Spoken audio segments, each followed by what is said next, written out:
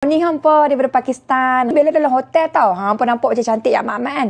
Bella dalam hotel tapi tengok view hotel Bella. Oh, lawa hampa. Kalau buat menari Nustan pun main. Tu. So ni pukul 7 pagi. Dekat Hunza masih lagi pukul 7 pagi. Tapi 7 pagi dia pun memang terang-terang lagu ni dah hampa. Terang-terang kau apa benda ke. Bella tetap nak sarapan. Makan hari ni. Makan rendang Tok Hang. Bella bawa daripada Malaysia tu. Jauh 6 jam main Pakistan ni. Hampa order nasi saja. Hampa makan dengan rendang Tok Hang ni. Dia tu hampa daging dia. Wangi lah hampa. Aku dah tak sabar dah ketak-ketak dah ni. Ni daging dia lembut hampa tu. Tolak lagu tu je. Bismillahirrahmanirrahim. Makan lagu tu jangan nasi. Bismillah.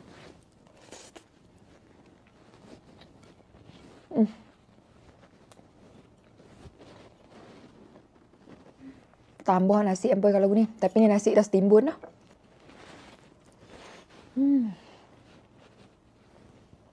Buah apa lah ni no.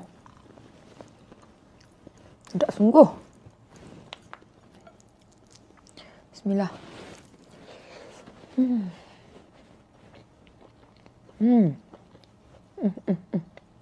Memang sedap.